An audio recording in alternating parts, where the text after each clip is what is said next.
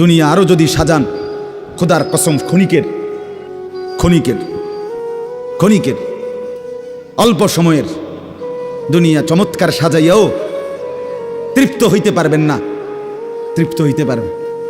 এবছর চমৎকার রং দিছেন বিল্ডিংয়ে, 2 বছরের মাথাত বিভিন্ন খান দিয়া সামরা উঠিয়া এটা আবার যেই সেই, ঠিক কিনা বলেন?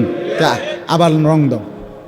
এই সোফা চমৎকার বানাইছিল, ওই যে বার্নিশ নাই, দেখেন এই যে সোফাইটা, এই যে দেখেন, কথা বলেন না, এই সোফাইটার মধ্যে আসেনি বার্নিশ, তো এটা আবার কি করতে হইব? তো লাভ হইল কই? দুনিয়া তো ধোকা, দুনিয়া ধোকা। এই সৌন্দর্যময় চেহারা নারী 30 বছরের ব্যবধানে উনি বুড়ি, আর কেউ ফিররা সেদিকে ফিরা সেফও হালায় না। আজ যেই যুবতী, যেই বেহায়া নারী, বেপর্দা মহিলা বাজারে বাজারে ঘুরতো, যৌবন, আরে সেটা তার সম্পদ না, তারটা হইলে তো নিজের হইলে তো সে কখনোই বুড়া হইতো না। আল্লাহ তাআলা বলছে, আমি যখন যৌবন শেষ করে দিলাম, তো এখন আর কোন পুরুষ তার দিকে ফিররা থুতুও বালায় না। দুনিয়া এক অবস্থায় থাকে না, এক হালাতে থাকে না বাপ। এজন্য ছেলেদেরকেও বলি, বাপ জিন্দেগি সুন্দর করো, তোমার এই হাসি থাকবে না, তোমার এই সুস্থ সুন্দর সুঠাম দেহ থাকবে না। আন্তরিকতা নিয়ে শুনলে, নিজের ভিতরে নেক মানসিকতা যদি থাকে, গ্রহণ করার মানসিকতা, তাহলে অল্প কথাতেও ফায়দা হয়। আর গ্রহণ করার মানসিকতা না থাকলেও 50 বছর শুনলেও গুনার অভ্যাস ছুটে না। দেখেন না 70 বছরের বুড়া মানুষ চা দোকানে টেলিভিশন দেখে, তাহলে এত বড় বুড়ো মানুষ, মুরব্বী, উনি এখনো যদি বিড়ি খায়, সিগারেট খায়, এখনো যদি চা দোকানে টেলিভিশন দেখে, তো ওনার এই মন্দ অভ্যাস, বদ অভ্যাস কত বছর পরে ছুটবে? উনি আরো কয়শো বছর বাঁচলে গিয়া বুঝবে এটা গুনাহ। আর ওনার আর মেয়াদ আছে কি? এই জন্য বললাম, আপনি খবর নিলে দেখবেন 30 বছর মসজিদে আসা যাওয়া করে ঠিকই, কিন্তু যথাযথ আন্তরিকতা, দিলের মধ্যে আখেরাতের কোনো মানসিকতাই নাই, নিজেকে বদলানোর অনুভূতিই নাই, ফিকিরে নাই, সোজা কথা। পরকাল বলতে কিছু, এখন যা আছি তাই, এখন সুখে থাকলে সুখী দুনিয়া, এখন দুঃখে থাকলে দুঃখী। জিফুত যদি ঠিকমতো খানা খাদ্য খাওয়ায় খুশি, ঠিকমতো খানা খাদ্য নাই দুঃখী। এই মানে দুনিয়া পেলে খুশি, দুনিয়া না পেলে দুঃখী। লাভ লোকসান, আয় ব্যয়, হিসাব কিতাব, সুখ আনন্দ, দুঃখ বেদনা, হাসি কান্না, আবেগ অনুভূতি, সবটাই শুধুই দুনিয়াকে কেন্দ্র। এখানে কি পেলাম? এখন কি পেলাম? এখন কি পেলাম? ইনহিয়া ইল্লা হায়াতুনা দুনিয়া নামুতু ওয়া নাহইয়া। আল্লাহ তাআলা বলেন, নাফরমান আর পাপীদের জীবন কেমন হয়? কোরআনে আল্লাহ বলছেন, তাদের অবস্থা হয় এমন যে তারা বলে জীবন কেবলই দুনিয়ারটা, আর কোথাও জীবন নেই, আর কিছু নেই। নামুতু ওয়া নাহইয়া, এখানেই মরবো, এখানেই বাঁচবো। ওমা নাহনু বিমাবউসিন। আল্লাহ বলেন, নাফরমানদের দিলের মধ্যে এই বিশ্বাস যে আমাদেরকে পুনরায় কোথাও উঠানো হবে না। আল্লাহ যে বলছেন হাসরের ময়দানে তোমাদেরকে উঠানো হবে, সুম্মা ইন্নাকুম ইয়াউমাল কিয়ামাতি তুবআসুন। আল্লাহ তাআলা বলেন, তোমাদের প্রত্যেককে কিয়ামতের দিন হাসরের মাঠে তোলা হবে। আল্লাহ বলেন, বেঈমানের দিলে এটা থাকে না। তার কথা হলো প্রাপ্তি অপ্রাপ্তি, লাভ লোকসান, ভালো মন্দ, হাসি আনন্দ, দুনিয়া। ছেলে বিদেশ থেকে টাকা পাঠাইতেছে, খুশি। ছেলে বিদেশ থেকে টাকা টুকা ঠিক মতো দেয় না, বা কামাই রোজগারি কম, জিজ্ঞাসা করবেন কেমন আছেন, কি এর বালা? আমরা আর বালা কি? হ্যাঁ, কি সমস্যা কি তা চাচা? এ ফোলাগারে কত ঋণ ফিন করিয়া, সুদে টাকা নিয়া, কিস্তিতে টাকা লইয়া বিদেশ পাঠাইছি, তেয়ন টাকা পয়সা পাঠায় না, আর বালা কি? তাহলে উনি দুঃখী কেন? টাকা নাই। আবার টাকা পাঠাইতেছে, মাশাআল্লাহ, পান খাওয়ার স্টাইলই আলাদা, চা খানার ঢঙে আলাদা, কথাবার্তার স্টাইলই ভিন্ন। কেমন আছেন? আসি আল্লাহর রহমতে, আপনাকে দোয়ায়, 10 জনের দোয়ায় আল্লাহ ভালোই রাখছে। কেমনে ভালো? এতে আল্লাহর রহমতে টাকা পাঠায়, আমরা তার মা আমরা মিল্লা খাইয়া পইরা ভালো আছি। তাহলে ভালো থাকে দুনিয়া, ভালো থাকলে ভালো নাই দুনিয়া, ভালো না থাকে তো আখিরাত, কবর, মৃত্যু পরবর্তী জিন্দিগি, সেটার জন্য কি ব্যাপার? তার জন্য কোনো আলোচনা লাগবে না, এর জন্য কোনো কথা নাই। তাইলে কারো মধ্যে এই আলোচনা নেই, স্বামী স্ত্রী পরস্পরের আলোচনা, এই ঘর সংসার বাজার, খাট ফার্নিচার পালং সোফা, হ্যাঁ, আসবাবপত্র গহনা অলংকার, এই নিয়েই পেরেশান, এই নিয়ে জিন্দিগি এর মধ্যেই আবদ্ধ। তো আখিরাত তাহলে কার জন্য? পরকাল কার জন্য? আমরা মুসলমান, আমরাই যদি পরকাল না চিনি, না বুঝি, আমাদের উচ্চারণে, আমাদের অনুভূতিতে, আমাদের আচরণে, আমাদের কথাবার্তা উঠা বসার মধ্যেই যদি পরকালের কোনো নমুনা দেখা না যায়, তো হিন্দু বৌদ্ধদের মধ্যেই দেখা যাবে। কথা উত্তর দেন।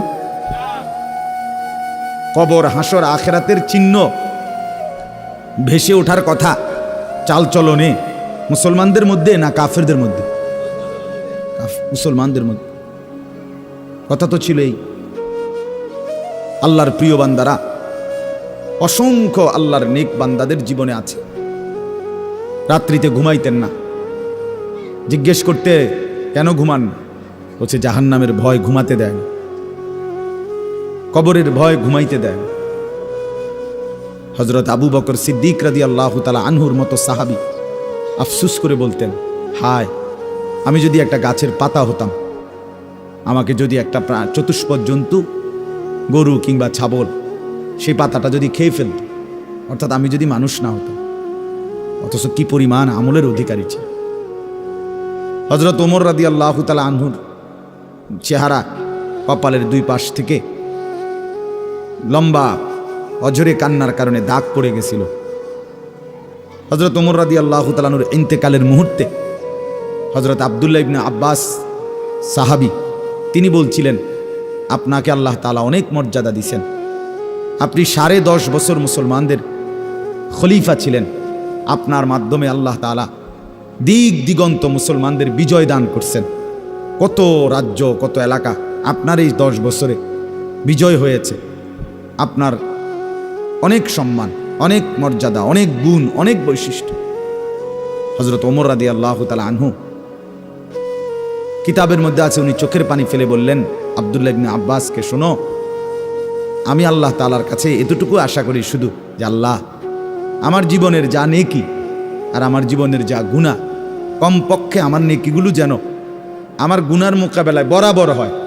অর্থাৎ এতটুকু নেকি যেন কমপক্ষে হয় যে গুনাহগুলোকে মোচন করে দেয়, নেকিগুলো দিয়া গুনাহগুলো যেন মিটে বরাবর হয়। এর দূরে যদি হয় তো আমি আল্লাহর কাছে সন্তুষ্ট নিজেকে মনে করি, আমার এর দূরে সারব। অর্থাৎ নিজের এই বিপুল পরিমাণ নেক আমলকে কিছুই মনে করেন, সামান্য। আমাদের পুঁজি কোথায়? আমাদের এই শুক্রবারের শুধু সপ্তাহে একদিনের জুমার নামাজ, এটাই আমাদেরকে জান্নাত এনে দিবে, ঠিক না? হ্যাঁ, মাঝে মধ্যে গরিব দুঃখীকে 2 টাকা 5 টাকা দিলে এতে আমাদের বেহেশত চলে আসবে, ঠিক না? তো বলেন, এজন্য বললাম, আমরা প্রত্যেকে আন্তরিকতা নিয়ে ভেতরে যারা মনোযোগ দিয়ে শুনে দেখবেন, আমার আপনার ভেতরে যদি অনুভূতি তৈরি হয়, ভাবনা তৈরি হয়, ফিকির আসে, লাভ। সবাই একসাথে হবে না, সবাই একসাথে বদলায় না, সবাই একসাথে পরিবর্তন হয় না, কারো কপালে পরিবর্তন হয়ই না, বদনসিব, কারো সময়ের ব্যবধান হয়। আমাদের প্রিয় নবী সাল্লাল্লাহু আলাইহি সাল্লামের কাছে যারা সাহাবী হয়েছেন, কালেমা পড়ছেন, তারা প্রত্যেকেই প্রথম দিনেই তো সবাই কালেমা পড়ছেন, ঠিক না? বুঝেন নাই কথা? যতজন সাহাবী হয়েছে নবীজির, সবাই একদিনেই কালেমা পড়ে ফেলছে নাকি? তাহলে সময়ের আগ পিছ আছে কিনা বলেন? কেউ প্রথম দিন কালেমা পড়ছে, কেউ 21 বছর পরে কালেমা পড়ছে। কেউ 22 বছর পরে কালেমা পড়ছে। তো যিনি 23 বছরের মাথায় কালেমা পড়ছে তিনিও কামিয়াব, যিনি প্রথম দিন কালেমা পড়ছে তিনিও কামিয়াব, সৌভাগ্যবান। এজন্য বুঝ আসবে, এর মধ্যে আকপিস হবে। সবাই একই দিনে জোনায়েদ বাগদাদি হবে না, সবাই একদিনে বাইজিদ বুস্তামি হবে না, সবাই একদিনে রাবেয়া বসরি হবে না। সময়ের ব্যবধান হবে, আকপিস হবে, এবং কারো কপালে হেদায়েত জুটবেই না। ইন্নাকা লা তাহদি মান আহবাবতা। আল্লাহ তাআলা আমাদের নবী সাল্লাল্লাহু আলাইহি সাল্লামকে বলছেন, আপনি খুব চাইলে, ভালোবাসলে আপনি নিজে কাউকে হেদায়েত দিতে পারবেন না, সেখানে আমি কি? কথা বলেন না। সেখানে আমাদের কোনো পাত্তা আসেনি কোনো। খুদ রসুলকে আল্লাহ বলছে, হে নবী আপনি চাইলে হবে না, আমি চাইতে হবে। ওয়ালাকিন্নাল্লাহা ইয়াহদি মান ইয়াশা, বরং আমি আল্লাহ যাকে চাই আমি তাকে হেদায়েত দান করি। তাহলে মূলত হেদায়েত দেয় কে? ফায়সালা কার হাতে?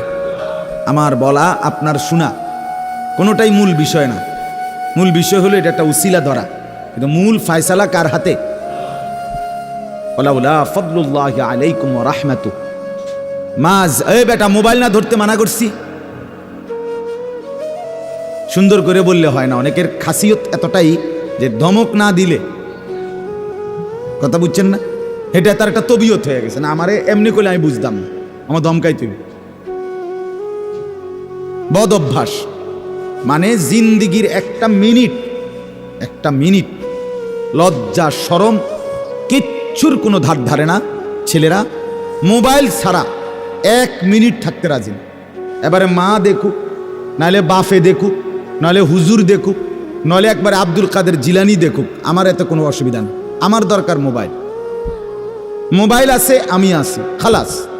আমার জিন্দিগির এবার ইজ্জত থাক বা না থাক, আমার চরিত্র থাকুক বা না থাকুক, আমার আল্লাহ খোদা আখেরাত পরকাল কিচ্ছু না থাকুক, আমার মোবাইল আছে, খালাস, আমার জিন্দিগি সার্থক। আহ, এই হলো জিন্দিগি, মানে জীবনটাই মোবাইল, মোবাইলটাই জীবন।